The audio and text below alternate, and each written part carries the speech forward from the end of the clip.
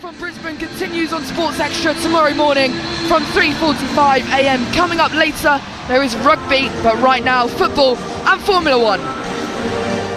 Thank you very much from the Emirates to the United Arab Emirates. Good evening from Yas Marina in Abu Dhabi, where darkness has fallen. The floodlights are blazing and the 2025 F1 season is about to reach its boiling point. This is qualifying, the most crucial hour of the year, and under these lights, every shadow feels heavier, every corner tighter, and every mistake magnified. Lando Norris, Max Verstappen and Oscar Piastri stand on the edge of history this weekend. One lap could swing a championship, one moment of brilliance or one moment of pressure. Under the bright Abu Dhabi sky, we are moments away from a qualifying session that could define the destiny of the 2025 World Championship. Up in the commentary box is myself, Harry Benjamin. Let's head down to our eyes and ears on the ground and say good evening to Rosanna Tennant. Good evening, Harry. Oh, the excitement and tension is palpable down here. I'm in the paddock where it's absolutely heaving. So many people here. We've got stars, celebrities, all wanting to be here to see what happens this evening. It's still very, very warm, even though, as you say, night has fallen.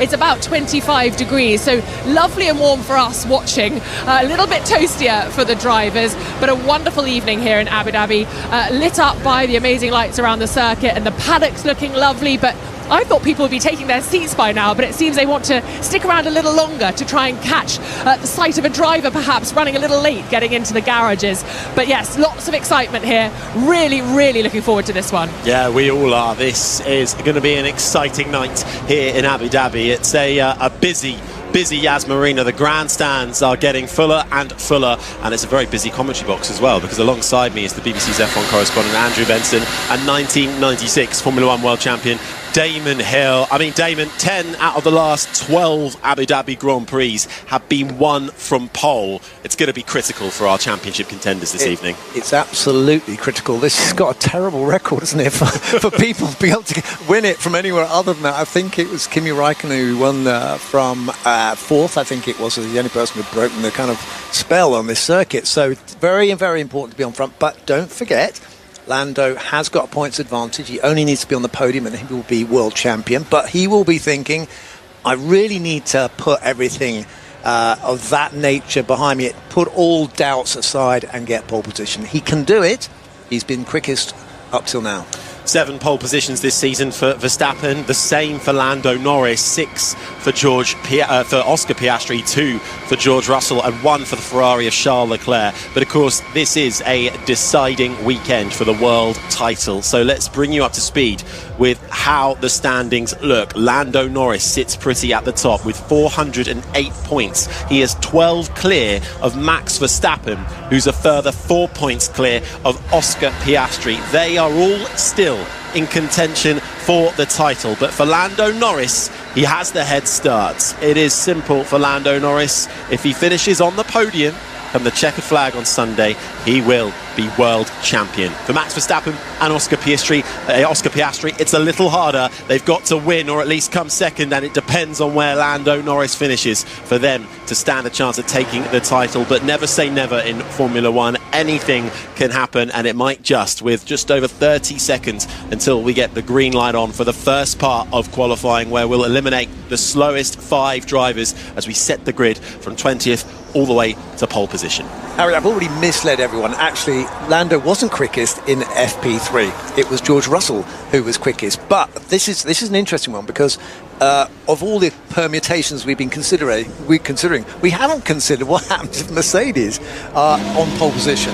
And of course, that could really complicate things. So we've got your abacus out and your computer and all that stuff to work out the potential. But let's just get qualifying underway and we'll work out what happens next after that. Well, Lando Norris was fastest on Friday's session, and then the final practice a little earlier in the daylight was indeed George Russell, but absolutely nothing in it, just 0.004 of a second ahead of Lando Norris. But our 3 title contenders all inside the top 5, split by less than 0.4 of a second. But Q1 then is underway. If you were with us for Free Practice Street, you would have heard a big crash for Lewis Hamilton at turn 9, but they fixed that car and he heads downhill out of the pit lane exit, which then curves left and goes underneath through a tunnel that goes under turn 1. It peels slightly to the right hand side, and then you feed out just on the exit of turn 2 into the fast sweeper of turn 3. I suppose one thing, Damon, to really watch out for in this first session,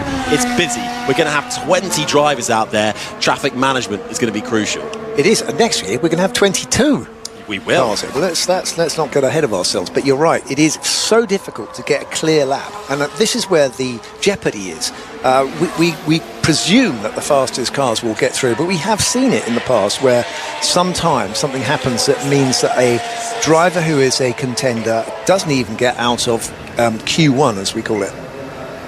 No, and no quick movement from Oscar Piastri, who was just still waiting inside his McLaren garage. So too is Max Verstappen in the Red Bull. Quiet, calm before they head out. What did you used to do, Damon, before going out for a qualifying session, a crucial qualifying session? Well, we didn't have the split sessions like this. We had an hour. So we had an hour to kind of choose when we were out and when we're not.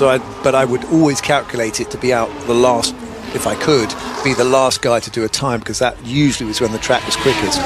But you'd have to get a banker before then. So this is all about the bankers that they do now will not count. So they don't actually, if they're quickest and don't have a problem getting out of Q1, then they don't need to go any faster. Those times are lost anyway.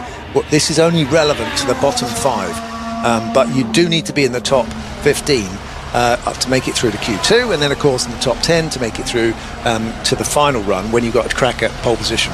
You do, but first you must survive Q1, and Lewis Hamilton embarks on a lap with just 15 minutes and 30 seconds remain as he sweeps through turn 2, curves to the right hand side through 3, out through turn 4, which is a slight left hand kink which leads you to the first big braking zone.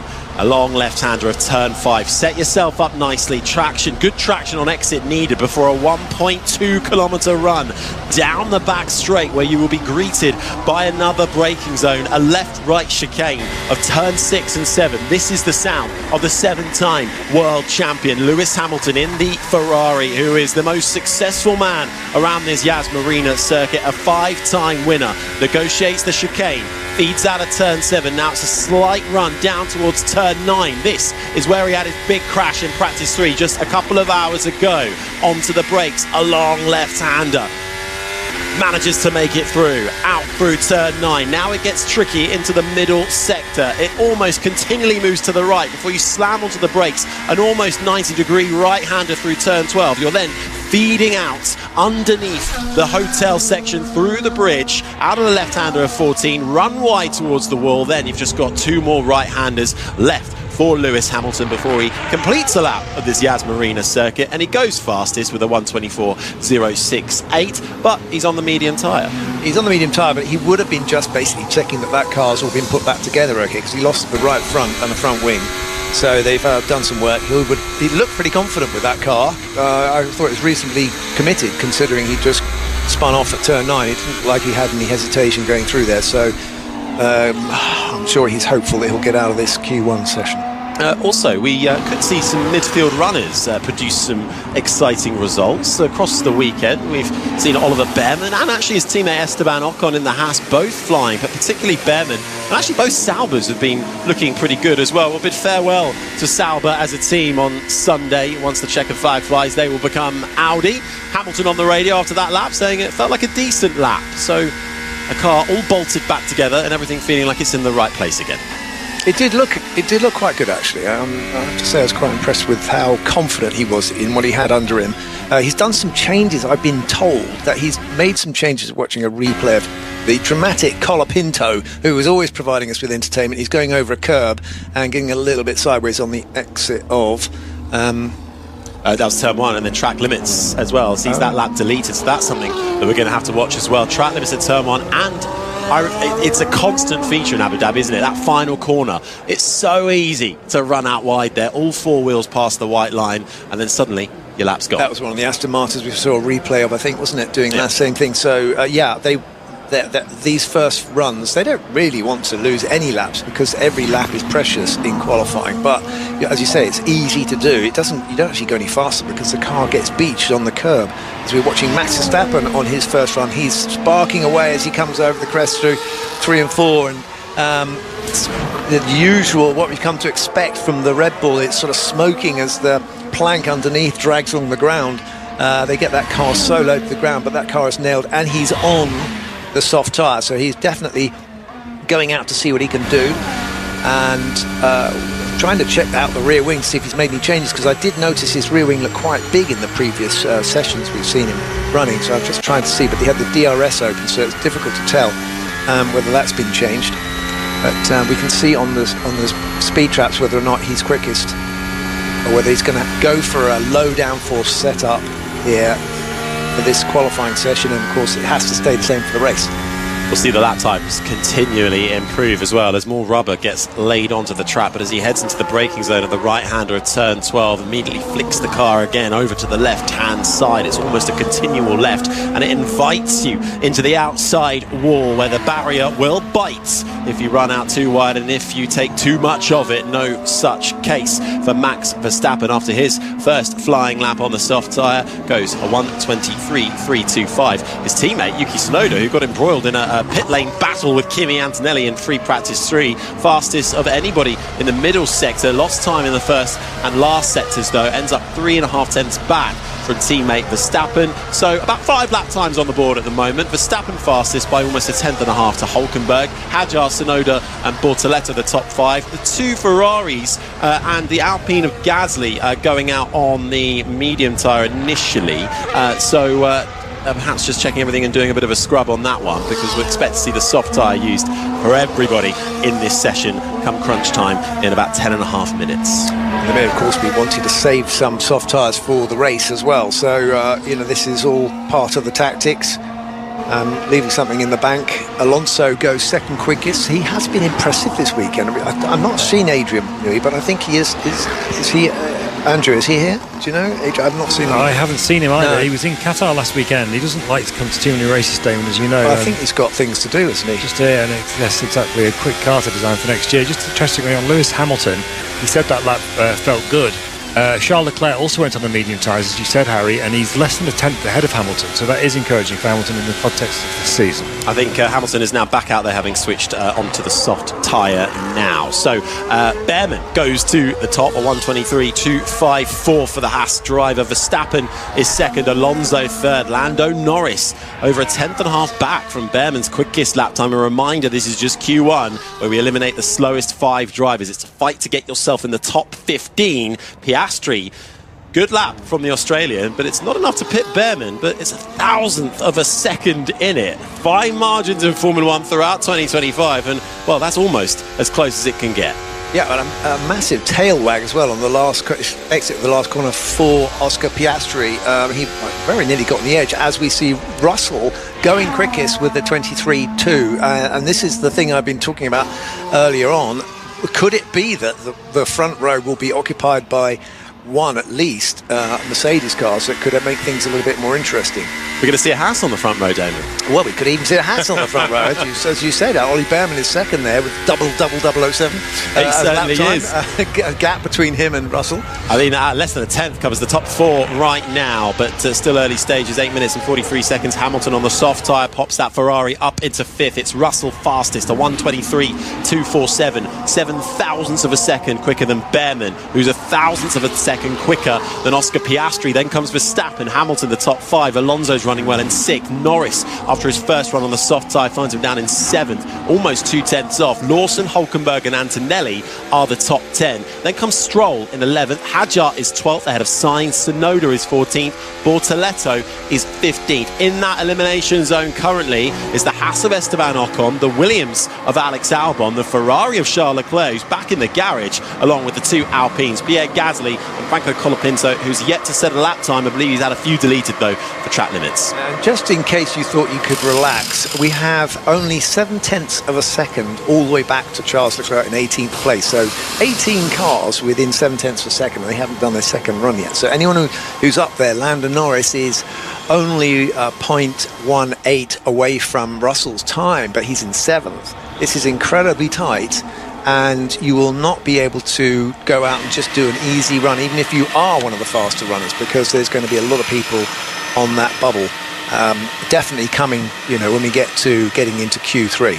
This could be an incredible qualifying, and we're only in the first segment of it, with just thousandths of a second separating our top 4 drivers as it currently stands, although work to do, certainly for those who find themselves outside of that top 15, particularly Charles Leclerc in the Ferrari, making his 150th Grand Prix start this weekend for Ferrari, only behind Kimi Raikkonen and Michael Schumacher on that list. He will be desperate to try and salvage something from what's been a miserable season for the Ferrari pair, him and his teammate Lewis Hamilton. A car not competitive, written off, with focus on 2026 and things going from bad to worse. A little replay from earlier on as we see Pierre Gasly get pinged for track limits. It looked marginal, Damon. We get a better view of it coming out the exit of turn 1.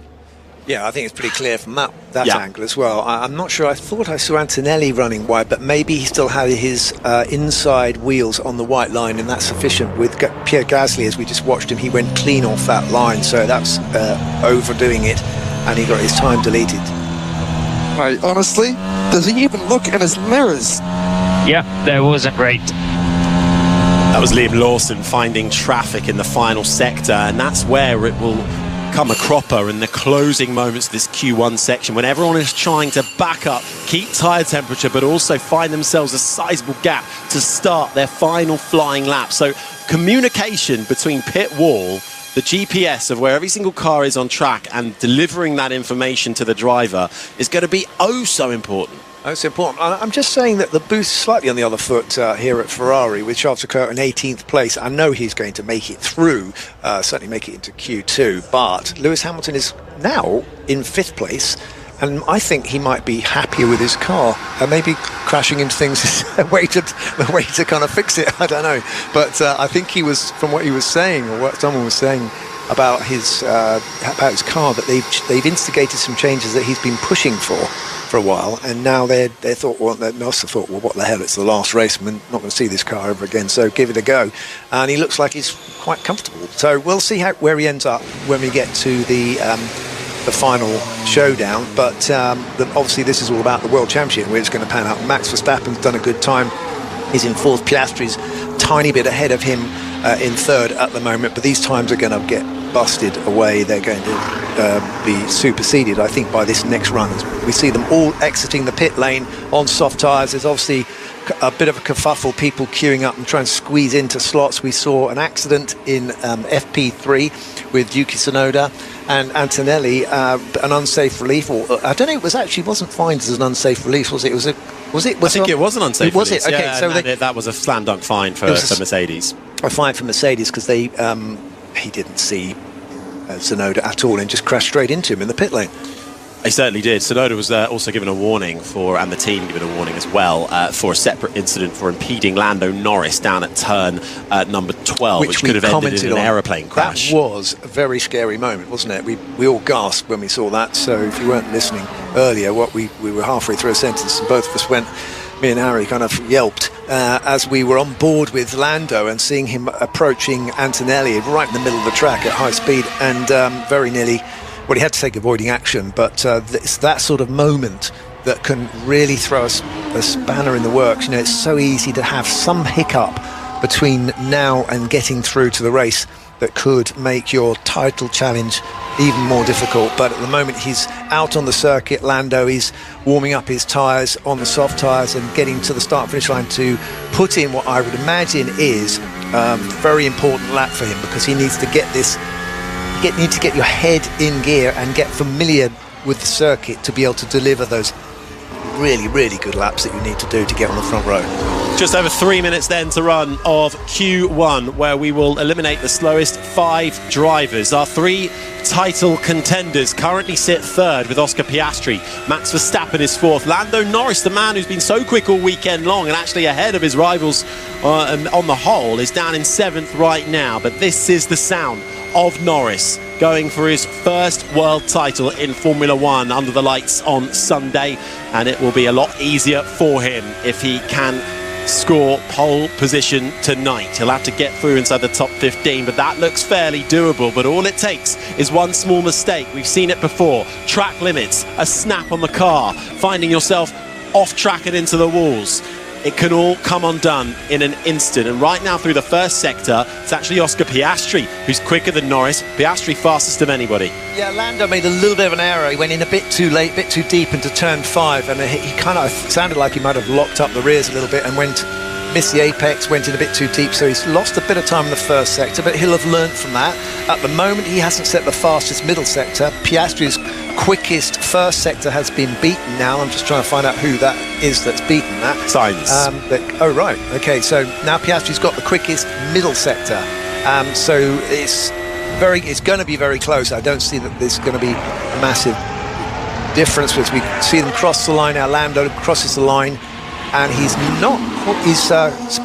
is quickest. He's gone quickest now on a 23.178. Yeah, 69 thousandths of a second quicker, but Piastri's looking quick on this lap. We know he likes to build through a weekend, and building he is just, and by half a second. Oscar Piastri to the top with a 122.605, but this is Q1. It is all about getting out of the bottom 5 cars. Albon up into 7th. Carlos Sainz is flying in the other Williams.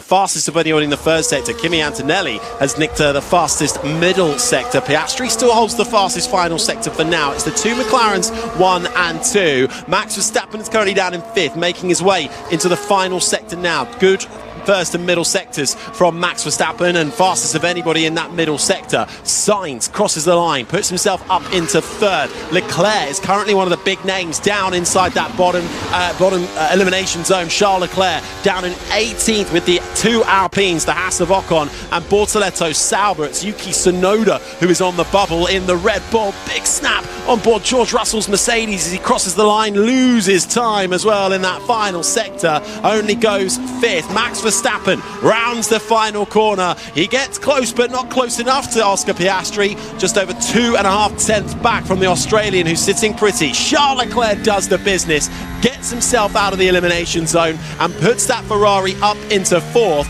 That drops Yuki Tsunoda down, but I think Tsunoda is on a better lap right now. Yes, he is. Crosses the line, puts himself up inside the top 10. 7, nearly 8 tenths adrift of Oscar Piastri. That puts Stroll, Bortoletto, Ocon, Gasly and Colapinto all in that elimination zone, and they are all on laps at the moment. So there is still lap time to be had and positions to be fought for. Pierre Gasly crosses the line. The Alpine, who are confined to last place in the Constructors' Championship, bidding farewell to Renault engines this weekend, was momentarily out of the elimination zone, now finds himself down and out in 16th place for now. We await Fernando Alonso, who's on the bubble and continues his strong form. He goes up into 4th. That just leaves Gasly, who is out of this one. The 2 Saubers, Nico Hülkenberg and Gabriel Bortoletto, who've looked quick. So too Esteban Ocon, who has shown flashes of pace. His teammate Ocon is currently up in 9th. Lewis Hamilton is being shuffled down to 14th, but is on a lap at the moment and finding a good final sector, actually, is the 7-time champion. Ocon's going to cross the line first, gets himself out of the elimination zone. That puts Albon out. It's another Q1 elimination for the Thai driver for Williams. Lewis Hamilton can't improve, and he's right on the bubble. Hamilton at risk here of a 3rd consecutive Q1 elimination. If Nico Hülkenberg or Gabriel Bortoletto can do it, Bortoletto does do it. Bortoletto gets through into Q2 at the expense of Lewis Hamilton, who gets shuffled down to 16th. The flag has flown, the clock has counted down to 0, and out of Q1 is Lewis Hamilton, Alex Albon, Nico Hülkenberg, Pierre Gasly and Franco Colapinto. Right, so anyway, we have got the main culprits through that first section. I mean, when I say culprits, I mean the title contenders is what I mean. But to the ones we're really interested to find out who's going to become world champion, they're up already safely through. But Lewis Hamilton will be very disappointed with that. I thought it was starting to look good. He seemed comfortable, but no. He was very comfortable on the medium tyre at the beginning, but he's not improved on that final. He's done 2 runs on the soft tyres. He's only 2 tenths behind teammate Charles Leclerc. But that's the difference between 5th and 16th places. Also, I would say that through that session, Lando Norris did not look that comfortable. He was never really his radio from Hamilton. That's up P16, I'm afraid. Every time, I'm so sorry. That's what Lewis Hamilton has to say about that. I'm so sorry as he endures a 3rd consecutive Q1 elimination in Las Vegas. Lewis Hamilton pretty much last on the grid. In Qatar last week it was 17th, and Abu Dhabi to round out his final qualifying of the year, it's 16th. And just to finish that point about Lando Norris, I'm sure there'll be another monosyllabic Lewis Hamilton press conference, press zone interview in a minute, but Norris was 7th and 6th fastest on the 2 runs in Q1, which is quite a surprise, I think, Damon, in the context of the weekend when he's looked really, really quick in every practice session. I mean, you just need to get through this first one, don't you? I mean, they've got the margin to be able to get through, and I think he's setting himself up. I dread to suggest that there's any kind of championship nerves creeping into Lando and tensing him up and making it difficult for him to produce the lap time. There wasn't a great, as I mentioned before, going to turn 5. He went in a little bit too deep. He overextended. Perhaps they might be saying to him, "Okay, Lando, just calm it." But Oscar looked very strong there. He was able to come and do that time very comfortably, and at that time it was half a second quicker than Lando. Now we know that Lando can go quicker than that. I certainly think that Norris in the McLaren is quicker than Antonelli, who's 3rd, but maybe Verstappen, let's say the grid is he's behind Piastri and Max, then that's going to be a slightly anxious place to be. So he needs to really now start to ramp it up. And I'm not saying this is the case, by the way, but it's just one of the many, many factors that come into these sorts of situations for Formula One drivers.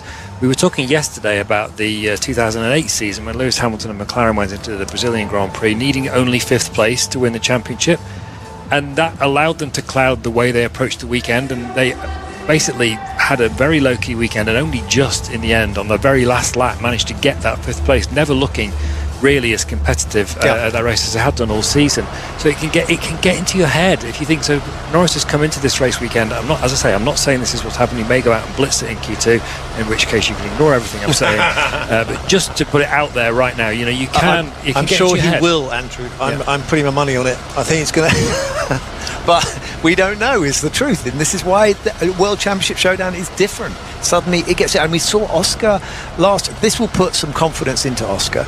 And we saw a very confident Oscar in Qatar last week. So, he is determined. There's no question. He's not going to go down without, being forgotten. He's going to make sure that he makes a statement. And I'm sure we're watching, actually on the monitor, even as I speak, we're watching the eyes of Oscar Piastri just looking very calm as he ever is in the car, waiting to go out for this Q2 session, which starts in a very short time. Yeah, it will just start in a few minutes' time. To remind you then, Q1 has ended and we have lost Lewis Hamilton from 16th, but he did finish 4th from 16th on the grid in last year's Abu Dhabi Grand Prix. So some solace there for Hamilton. Albon out in 17th. That's his 7th Q1 elimination of the season. Teammate Sainz was inside the top 7. So Sainz continuing to go from strength to strength in his new surroundings. Yeah, that was a bit of a seesaw season we've seen between those two guys. At the start of the season, it was Carlos having loads of bad luck, and he was in the doldrums, and then Alexander Albon was looking strong, but it's swapped over. I'm sure that Williams prefer to have both of them up there. If Carlos can do it, I'm sure that Alex can do it, but for some reason he's not made it through into Q2, which is a big disappointment for them. Yeah, we know they struggled at times with heating up their tyres in qualifying, but I think they'll still be very happy with the season they've had. Williams cementing 5th place in the Constructors in Qatar. Hulkenberg, having shown great speed throughout all of practice, couldn't convert it in the end and gets out-qualified by teammate Gabriel Bortoleto. So Hulkenberg P18, that ends his run of 7 consecutive Q3 appearances. And just looking at the head-to-heads, because it was pretty tight between Hulkenberg and Bortoleto, and I think it ends in a dead heat between the two, 12 all. So for Bortoleto and Hulkenberg, that's how their Grand Prix qualifying head-to-heads end then. Gasly P19, Colapinto P20. So Renault Power Units lining up on the last row for their final Grand Prix in Formula One day, and it's not the farewell I think anyone would have wanted for such a prestigious brand. No, it's been an amazing story, hasn't it? I mean, I remember Luca Sauber. He used to race in endurance racing. They had the Sauber Mercedes cars, and they were, he's been around forever. And I'll never forget because I think I lift into one of his cars somewhere, or I did something to offend him in a previous race, and I came out of the pits off to do a qualifying run, and he came out in front of my car and pretended to have a limp. So he basically took a long time to get out of my way and to get to the pit wall.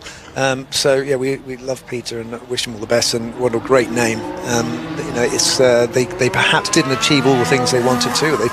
They've been through quite a lot of engine manufacturers. Indeed, yeah. So they've survived, but now they're going to be Audi. They will, and they'll have their own engine. But 3 decades in Formula One, Sauber, they bow out along with those Renault engines powering Alpine. So you were talking about qualifying head-to-heads there, Harry. There's one, it's not far from the biggest story of the weekend. It's the biggest story for but you. There's one interesting qualifying head-to-head going into this session. At the moment, Fernando Alonso is the only driver with a clean sweep over his teammate in Grand Prix qualifying sessions this season. So if he beats Lance Stroll again this weekend, he will go 24-0 at the end of the season. If you go back to Silverstone last year, it's 35-0. Oh my God! If you want a bit more to add to that one, that must be pretty difficult. But if your teammate's Fernando Alonso, unbelievable, isn't it? I mean, anyway, but he is a great driver. Even Yuki Tsunoda's out-qualified Max Verstappen once, right? It's like... we'll bring that back up. I don't know whether it says more for Fernando Alonso or for Lance Stroll, but anyway, you can read it either way, can't you? Q2 is underway then. 15 cars remain. 12 minutes and 46 seconds on the clock. Max Verstappen is straight out there, does not want to waste any time. Very interesting that, I think. He's gone out a statement, he's gone early, and he's out there, he's got a clear track, and he's absolutely attacking this racetrack now. He's trying to find everything he can in order to put in an astonishing lap in the final run in Q3, which I'm absolutely certain he's going to get through to.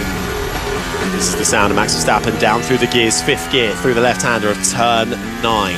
Smooth as he starts to bring it back down to the right-hand side. We're riding on board with Max Verstappen with his helmet camera, the lights from the Asmarina floodlights shimmering off of his visor and off the blue and yellow Red Bull, with just one more corner to run for this first flying lap from Max Verstappen. Out early and a little bit wide out of that final corner. Let's take a little closer look for track limits on that one, but it's a 1:22.912 as the opening gambit from Max Verstappen. I wonder if at this stage, I mean, it's important for to get out early in Q1 as well, but you don't want to risk any kind of early yellow flag or a red flag and then leaving it all to the final run.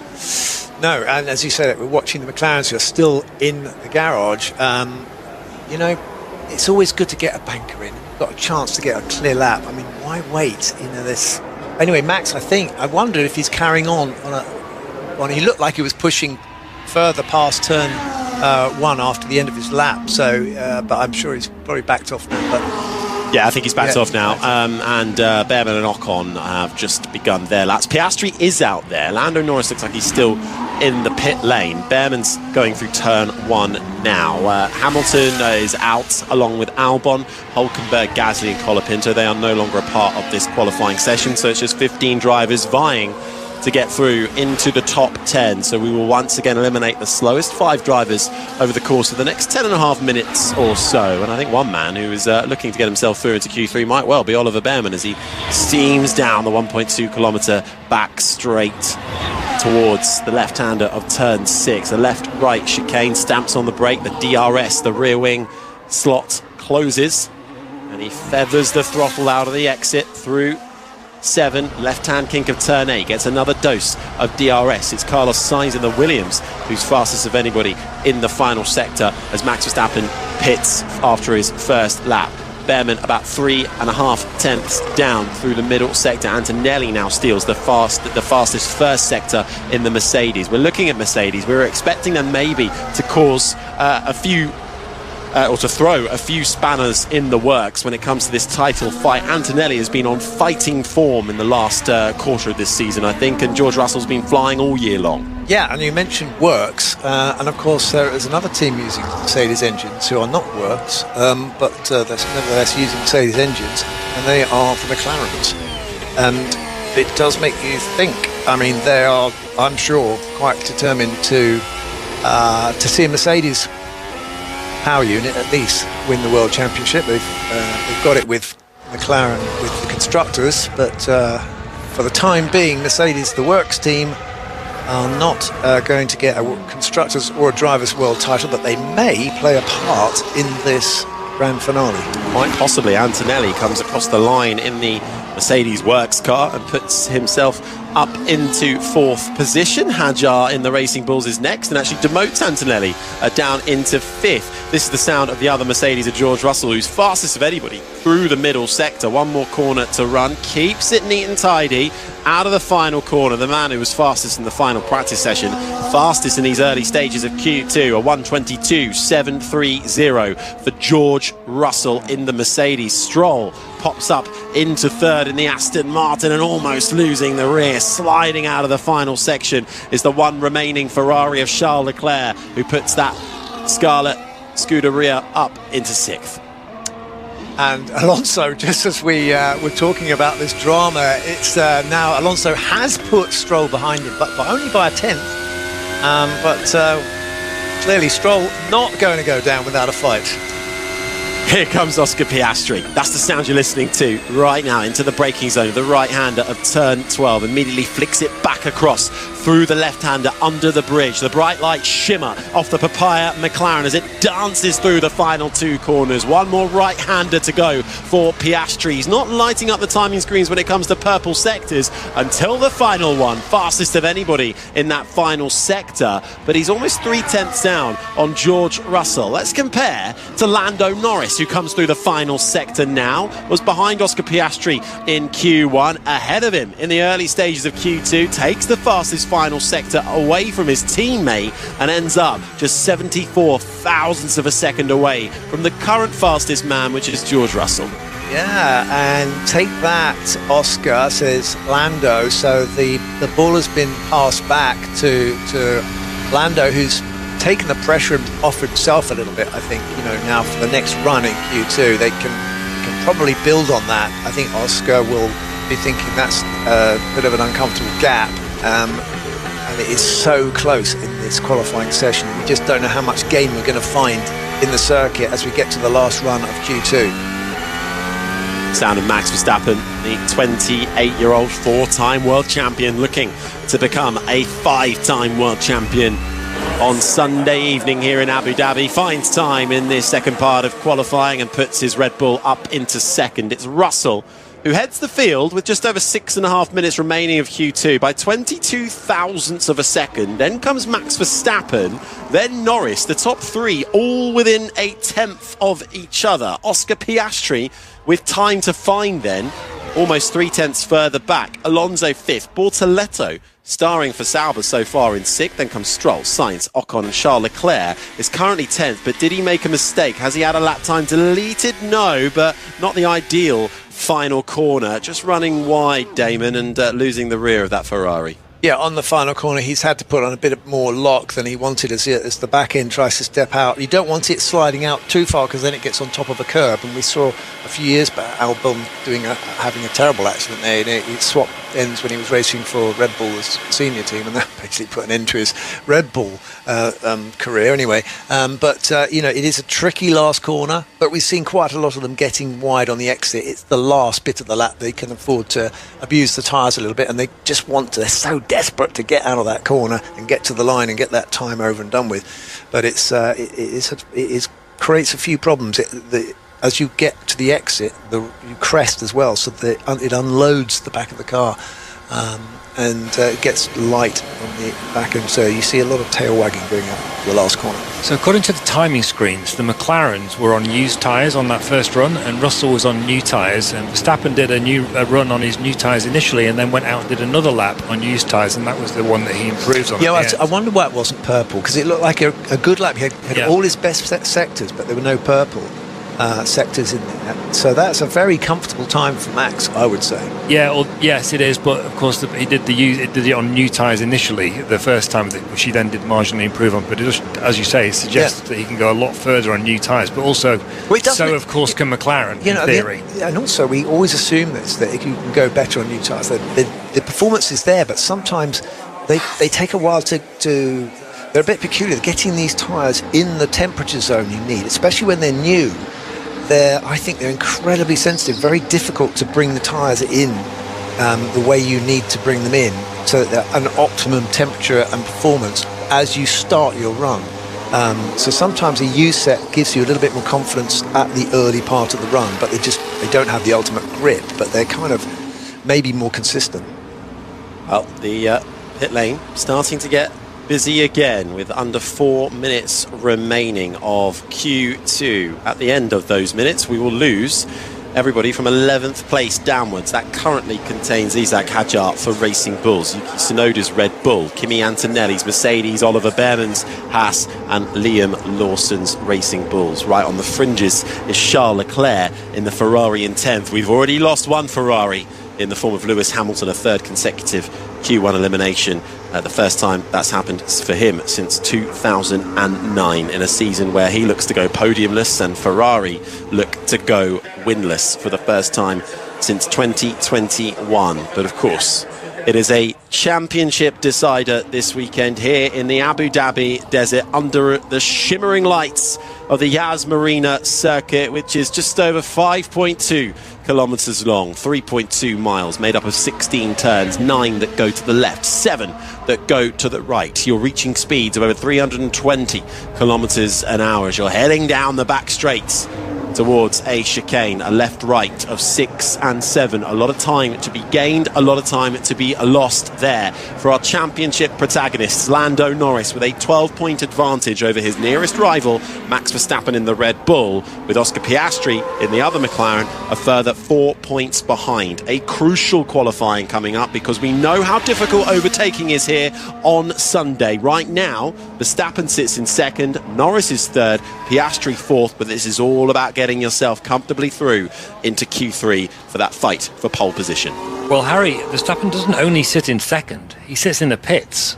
Now, I don't think for a second he's going to get eliminated, but he is not going out for another run by the looks of it. He's done his run on the new tyres, which he then ran again for another lap, which he did improve on, but didn't go fastest on.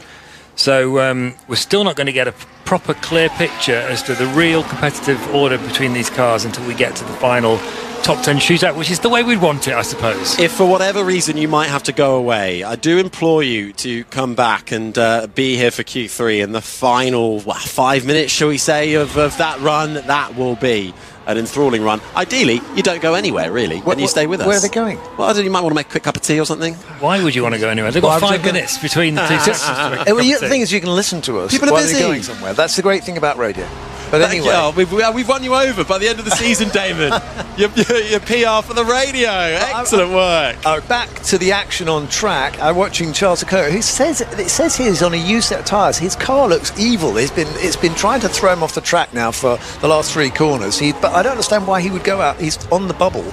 So It's Andrew's new, I think. They are new, yeah. That wouldn't make any sense to be on an old set. He's got to get through. He's on the bubble. He's 10th. He certainly is. It's Hadjar, Sonoda, Antonelli, Behrman and Lawson who are all at risk of elimination here. Charles Leclerc rounds the final corner, gets himself up into 4th in the Ferrari, 2/10 adrift of George Russell.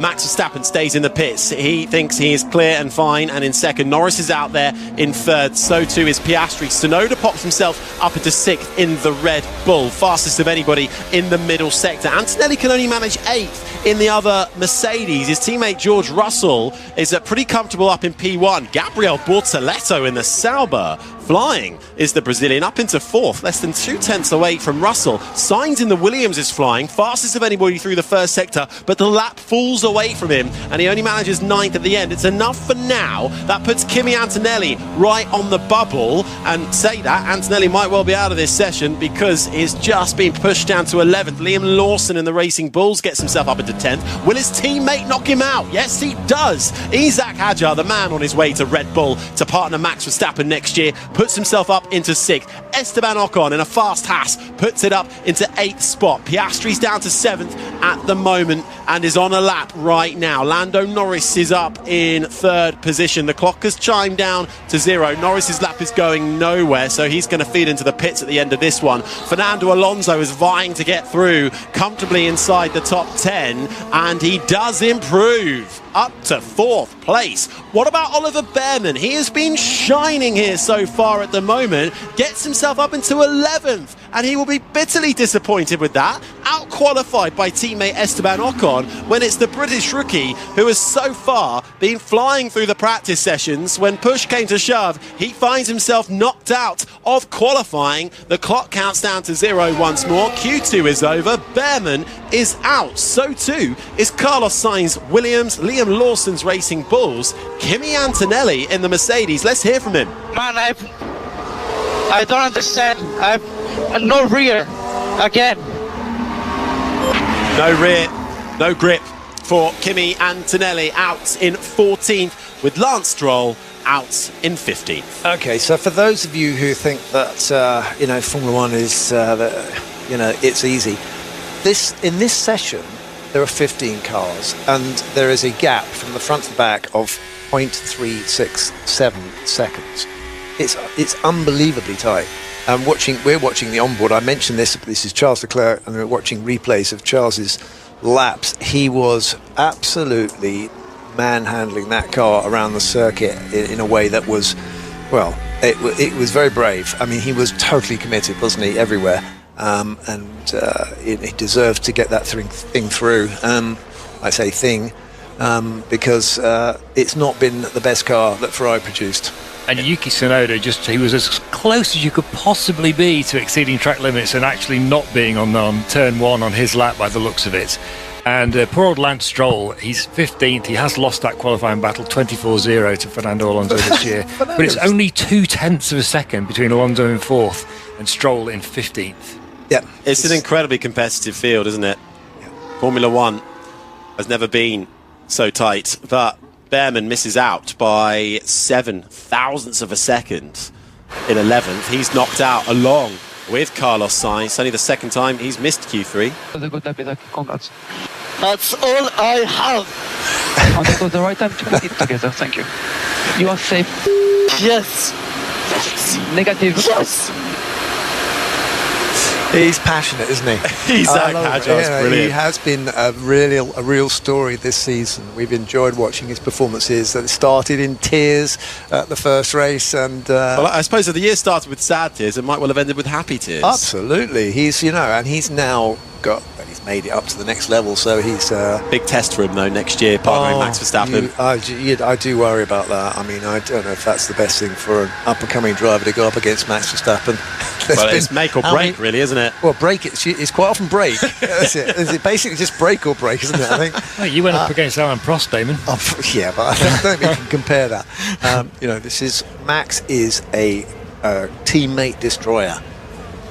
He certainly is, and Isaac Hadjar through inside the top 10. His teammate not. Liam Lawson will continue with Racing Bulls next year. He'll be partnered with the British rookie Arvid Lindblad at Racing Bulls. But Sainz, I should say, is out in 12th. It's only the second time he's missed Q3 in the last 6 Grand Prix this season. Lawson out qualified in 13th. Then comes Kimi Antonelli, who did finish on the podium from 17th place in Las Vegas, becoming a bit of a tyre whisperer, didn't he? So might well have a long evening on his hands come Sunday. And Stroll, P15, has progressed from Q1 only 9 times in 24 attempts this season. And as Andrew has said many a time, it is 24-0 in the qualifying head-to-head between himself and Fernando Alonso. But the good news is we got the 3 musketeers in the final qualifying run. So with the interloper, it has to be said, of George Russell, who's decided he wants to get in on the action and could well start this race from the front row at very least. It certainly hasn't looked like they're going to have it all their own way, has it? I think George Russell at least is going to be in the fight. I can't believe for a second that Fernando Alonso is going to be, but he is at the moment. And who knows what else could happen. It's been a strange qualifying so far in a bunch of ways. So lots of nerves, I'm sure, up and down the pit lane right now. Tensions starting to rise here in Abu Dhabi. The most important part of qualifying coming your way in just a few moments' time. Q3, the top 10 shootout, the fight for pole position, which could be championship deciding come the flag on Sunday.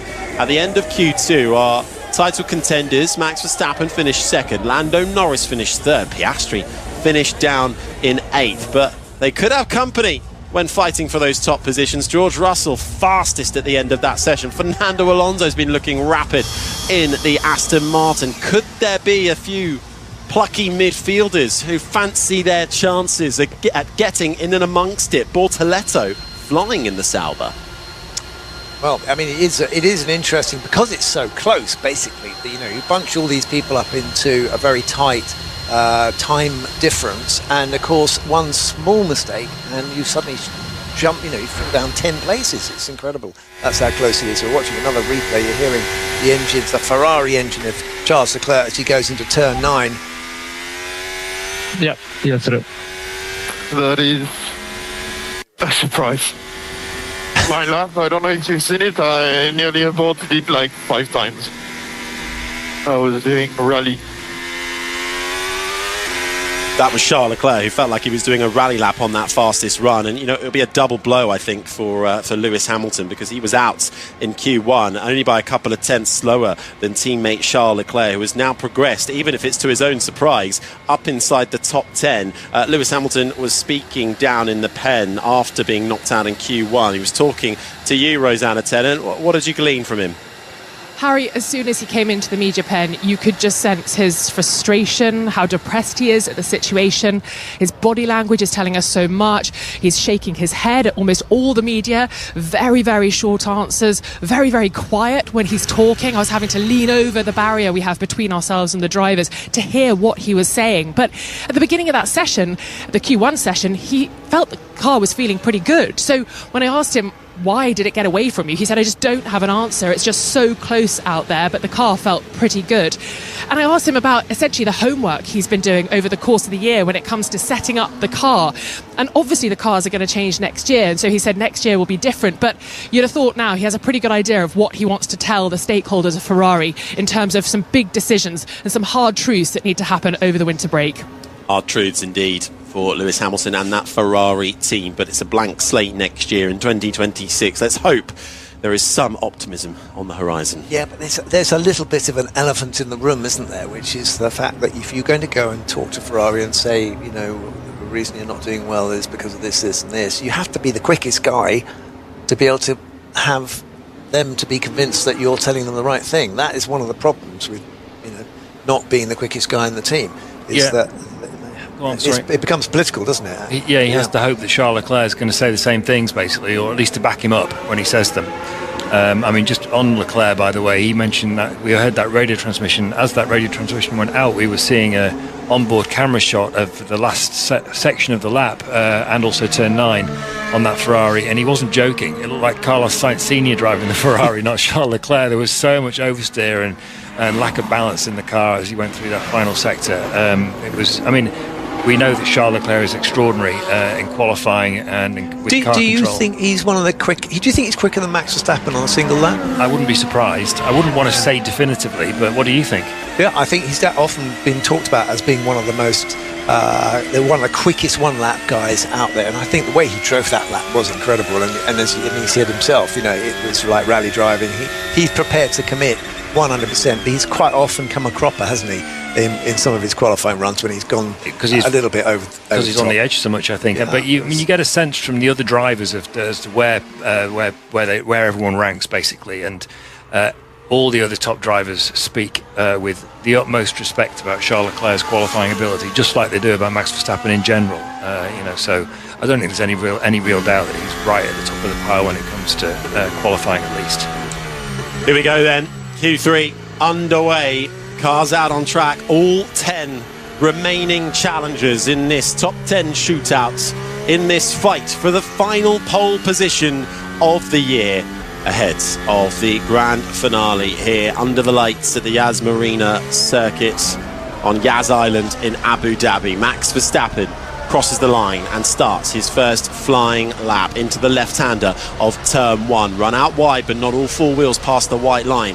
Very quickly can you be done for track limits through the sweepers. First the left of 2, then the right of 3. Feed you out over the crest at turn 4 before you slam on the brakes into the left-hander of turn 5. Set yourself up for the long back straight as the cars blast down into the desert nighttime before they'll once again hit the brakes, go down through the gears into the left-right chicane of 6 and 7 as Verstappen makes his way through that chicane now. But there's something quite threatening about the way that Max has gone out first every run, isn't it? It's like he wants to get on with the show. He wants to get out there and set that time so that everyone else has got something to look at.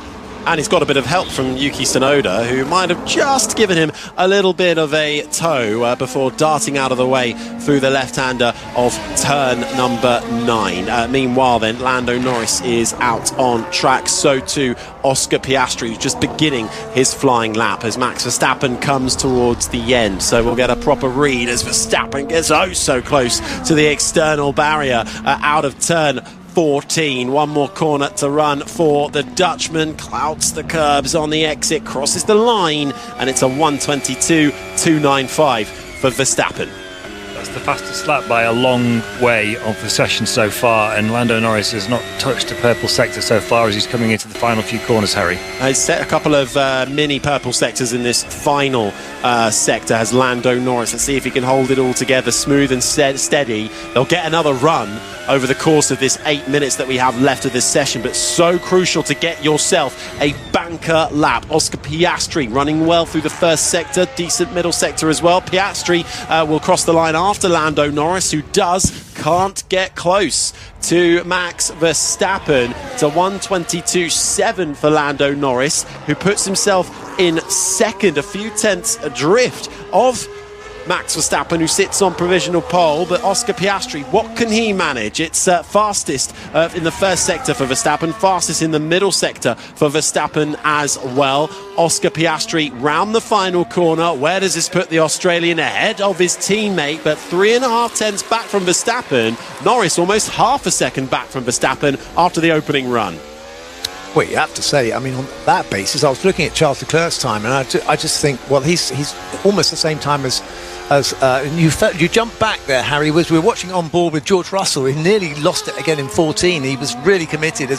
We're very keen to see what time he's put up, but that's the best he can do. He's behind a Ferrari. Yeah, George Russell crosses the line and puts himself in 5th, but nearly had a hairy moment with the wall on the exit of turn 14. With just 7 minutes remaining, then it's Verstappen, but on provisional pole, then Piastri in 2nd, Norris 3rd. Charles Leclerc put that Ferrari in 4th ahead of Russell. Bortoletto in the Sauber is 6th ahead of Alonso. Then comes Isaac Hadjar with Esteban Ocon in 9th. Yuki Tsunoda did not set a lap time. He came into the pits at the end of that run and finished in 10th. I wonder if he was just just out there to give his teammate a little bit of a helping toe down the short straight that leads you towards turn number 9, and then darted straight out the way, very much reminiscent of Sergio Perez's defensive moves a couple of years ago when helping his teammate fight for his world titles. But first run's done then, and it is advantage Max Verstappen as they'll come back into the pits and re-go for the final run. For the final run, so there's obviously no chance that McLaren will be asking one of their guys to give the other guy a tow. Watching it on board with Lando, that was like the start of the lap, but he went out of the last corner preparing his lap, and he looked like he was sliding all over the place. So again, it's about preparation of the tyre before you start the lap. It has to have come in, and the replays we're watching of Lando are suggesting that he wasn't too happy with the car at the start of his lap, but he's got one more go, and they are very close, those two. 5.5 minutes remain of Q3.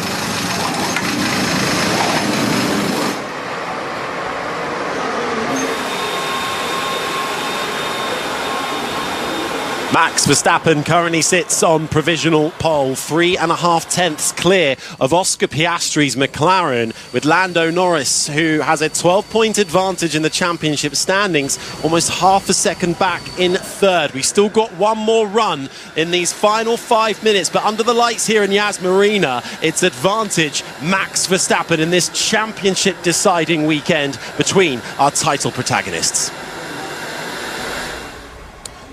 4 minutes and 50 seconds remain then. So, I mean, Verstappen, as we were saying, out early, wanted to get out there straight away, does the business. We're going to get another look at him on that first flying run, a 1:22.2. Let's hear what Tsunoda had to... Really good toe here, really good toe. Wait for him. Look in your mirrors. A parting gift from Yuki Tsunoda to Max Verstappen, perhaps a tenth or so gained there down the short straight to turn 9. And he's been dropped for all his trouble as well. So basically, yes, that was part of his job to help out Max Verstappen and the team that he's going to be leaving. Well, at least he's going to be in the team still, but he won't be driving for the team. But yeah, they'd be very grateful for that. And the question is, how much time did that give Max? It must have been a good couple of tenths. But nevertheless, that's the problem for McLaren. They're not going to give one of their guys a tow, I don't think, on a run, because they'd have to pull over to get out of the way, and they haven't got time left. No. So Tsunoda was only sent out there to help Max Verstappen. He's now being sent out. There's a smile from the team principal, Lauren Mekies, sat on the pit wall. Here's Russell's radio. Try and get me behind Verstappen on his in lap. He'll probably give me a tow. George Russell. We're getting the mind games coming in now into this final 3 minutes of qualifying here. George Russell's been looking quick. Max Verstappen knows that, well, his main rivals are behind him, Piastri and Norris. Those are the three fighting for this title. But a quick Mercedes of Russell in between himself and his McLaren counterparts, well, that could be quite handy for the Dutchman and give him the best possible advantage when it comes to racing on Sunday. A reminder, 10 of the last 12 races here have been won from pole position. The last 12 have been won from the front row. That's why the next few minutes here under the lights on Yas Island are probably the most crucial of this 2025 season, as it could well lead to history being made on Sunday night. Come the close of the Abu Dhabi Grand Prix, we have two drivers racing for the same team, vying for their first ever Formula One World Championships. We have another who has crawled his way back into this championship fight when he looked down and out, but he's got the experience to match it. Max Verstappen, a 4-time champion, looking to become a 5-time champ. It's just extraordinary, isn't it, when you think how far back he was. I mean, he's never let up the pressure, has he? And I think the pressure has led to certain cracks appearing. I'd say Qatar was one of them. But he has been relentless, and Red Bull have been relentless, and McLaren still have this in their hands. They still have a driver that could become world champion. If we finish in the order they are now, Norris will be a world champion, but we've got one more run. They've got another chance to get that pole position away from Max Verstappen. Can either of their drivers do it? Would it be Oscar Piastri maybe? What are the permutations? Well, anyway, we're going to help you try and understand what are the permutations, but right now we've got the joy of listening to Lando Norris as he goes on his final run for this qualifying at Abu Dhabi. Just had a look at the driver tracker as well, and George Russell has found himself behind Max Verstappen on track. So might Max Verstappen just try and give himself a little bit of distance with a Mercedes in between him and his McLaren counterparts? Right now, it's Max Verstappen on provisional pole with 1 minute remaining. The final flyers then are on their way. Max Verstappen on provisional pole. Piastri is second, Norris third, Leclerc fourth, Russell fifth. Bortoletto is sixth ahead of Alonso. Hadjar is in eighth place. Ocon is ninth. Tsunoda now on his one and only flying lap is currently in 10th, but coming through the final sector now. So we'll see where this puts the second Red Bull. But Oscar Piastri through the sweepers of turn 2 and 3 as Lando Norris bolts down towards turn 1. Max Verstappen is coming round the final corner now to start his final flyer. Piastri 49 thousandths of a second off in the first sector. Absolutely nothing splitting our top 3. Norris a little quicker than Piastri, but still not as quick as Max Verstappen. With the DRS wide open for Oscar Piastri, he slams on the brakes and Max Verstappen digs in and finds the fastest first sector he has been able to muster. It's 12 thousandths of a second quicker than his own personal best. It's Verstappen in the hot seat right now. Final corners coming up between our top 3 title contenders in this qualifying. Final moments of qualifying here. It could decide the championship on Sunday. Oscar Piastri, who sits third in the Drivers' Championship, vying for everything he could possibly muster up, just has 2 more corners to go. But it's Max Verstappen who's flying. He's on provisional pole, is Verstappen, and he's going even quicker round the final corner. Piastri takes the final fastest sector, but it's only enough set for second. It will not be pole for Oscar Piastri. Lando Norris is next across the line. The championship leader, he pips his teammate, but he cannot pit Max Verstappen, who rounds the final corner. Max Verstappen goes even faster.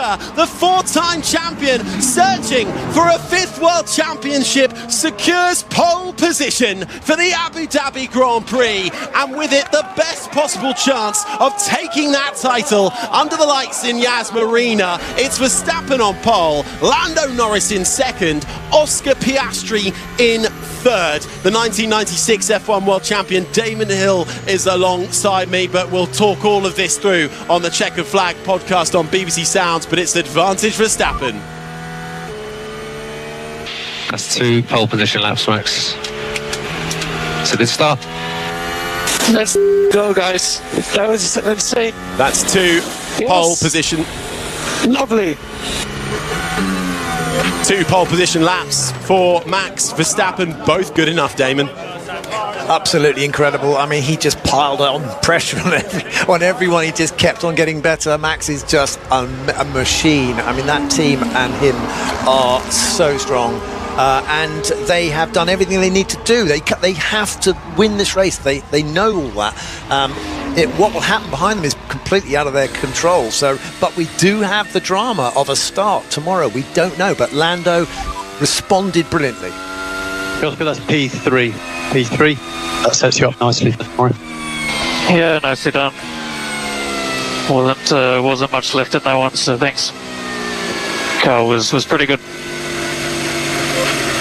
So Oscar Piastri sounds pretty cool, and actually he has been the one lagging behind the Max Verstappen and Lando Norris fight. I want to know where George Russell might well have gone, because he was all out of shape in that final corner, lost a huge chunk of time, ended up just behind the top 3. Russell ending up in 4th, but a huge slide, wasn't it, Damon, from Russell?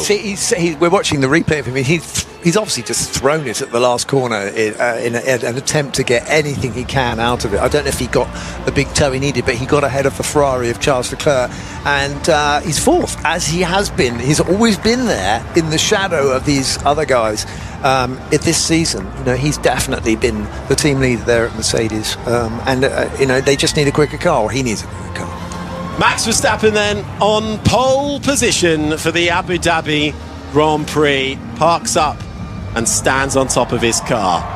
Could he be one step closer to becoming a 5-time world champion? If it ended like this, with Verstappen winning, Norris second and Piastri third, the championship goes to Lando Norris. All Norris needs to do is finish on the podium on Sunday and he will be crowned champion.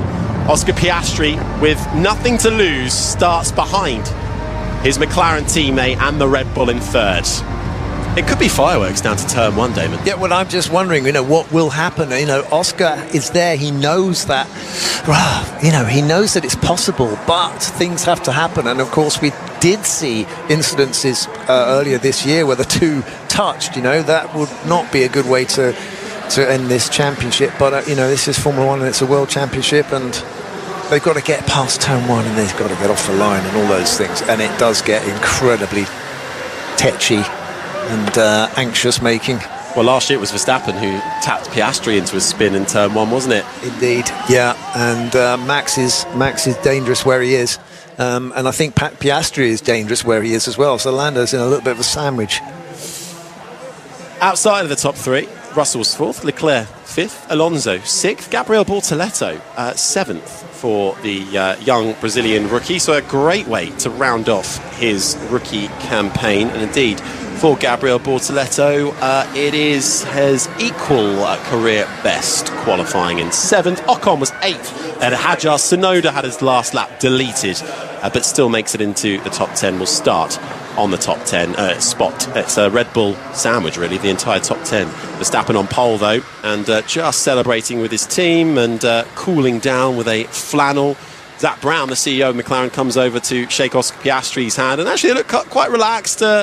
A laugh between the two. Then Zach Brown comes over to Max Verstappen, then heads over to Lando Norris, who doesn't look as chilled and chirpy as Piastri did just there. No, he didn't. I think they know they've got to keep everything in abeyance until tomorrow night. And, at the end of it, he'll be celebrating if it turns out right. Clearly they know they've made the mistake of getting ahead of themselves a little bit and putting their hopes up when they thought they were close. And it's now very, very close. And there's advantage Norris still, but we know things happen. Certainly does. And I cannot wait to see it all either. You can hear all of the final Grand Prix in Abu Dhabi, the title deciding race on BBC Radio 5 Live on Sunday. Lights out from 1 o'clock in the afternoon, build up from midday. But right now, let's hear from our top qualifiers, speaking with James Hinchcliffe. Joined here by your top three, Max Verstappen, Lando Norris, and Oscar Piastri. Max, first of all, congratulations, 48th career pole. You found an enormous amount of lap time in Q3 there. Where did that come from? Well, in Q2, I stayed on scrub tires, and I think those laps already felt quite decent. And because then in Q3 around here, track time is coming down, that you can push a bit more, and that's exactly what we did. We found a bit more lap time, and of course, incredibly happy to be in first. That's the only thing that we can do, right? That's the only thing that we can control. Try to just maximize everything we have, and then what we can with the car, and we definitely did that in qualifying. Max, conditions in P3 were so different from what you see in qualifying. What's the challenge like for you and your engineers to decide what changes to make to the car, knowing that when you get on track in qualifying, it's going to be so different than what you saw in practice? Yeah, you have to, of course, try and guess a little bit how much the track is going to improve. Of course, it cools down a lot, but you're never like 100% sure if it's going to work. But I do think that what we changed definitely helped me a little bit more to feel better in qualifying. Very good. All right, Lando Norris starts outside of the front row. You guys are really kind of writing this script for us, all three of you, starting 1, 2, 3. Lando, you're ahead of one championship rival, behind the other. Are you satisfied with how you did out there? Did you leave anything on the table? Well, it's tough. I mean, Max did a good job, so congrats to him. We did everything we could. I think my lap was pretty good. I was pretty happy. So, of course, disappointed to not be on pole for the final weekend, but we just weren't fast enough today. So we'll have to try to do it tomorrow. A podium tomorrow clinches the World Championship for you. Is that then the goal? Are you just thinking about finishing on the podium, or is it still going for the win? I don't know. The time will come when I think of that. But for now, disappointed to not be on pole, and I still want to try win tomorrow. So that's going to be the goal. And Oscar, for you, great effort throughout. You're very quick in P1, came up a little bit short in Q3. How was the run for you? Yeah, I mean, I think it was pretty good. I think the lap I did in Q1 was nice to finally get into a rhythm through the weekend. And honestly, I think the last lap in Q3 was pretty good as well. There wasn't a whole lot left in that. So, no, just not quite quick enough today. But, yeah, sets up a pretty exciting day tomorrow. Qualifying pace is one thing. Obviously, race pace, a completely different thing. Do you think you've got what it takes to get by these two guys tomorrow for the win? We'll find out tomorrow. I think Max has looked very quick in the long runs this weekend and, clearly very quick over one lap. But, yeah, let's see how much pace is a factor tomorrow. And then, Max, just finally back to you. Obviously, a win essentially is all you can control, like you said. Is there any point worrying about what's happening behind you, or is it just eyes forward for 58 laps?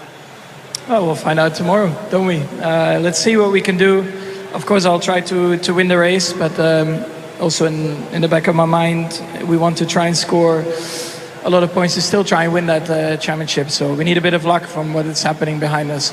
All right, well, hey, top three in the championship or top three in the race. Max Verstappen, Lando Norris, and Oscar Piastri. Congratulations. Your top three after qualifying, your top three in the title. But it's Max Verstappen who sits second in the championship, but on pole position for the final race. Lando Norris leads the title race, but will start alongside in second, and Oscar Piastri, third in the championship, starts third. It is set up to be a cracking finale. Will we have a new world champion in Formula One, or will we have a five-time world champion? You'll have to join us to find out. The full race, all 58 laps of the Abu Dhabi Grand Prix, coming to you on BBC Radio 5 Live from 1 o'clock on Sunday afternoon. Build up from midday. My thanks to Rosanna, to Andrew and to Damon Hill for joining me for that session. We're going to be analysing all of that on the Checkered Flag podcast, which will be available on BBC Sounds. But right now, let's take you to the Tottenham Hotspur Stadium. It's Spurs v Brentford and your commentator, Chris Wise.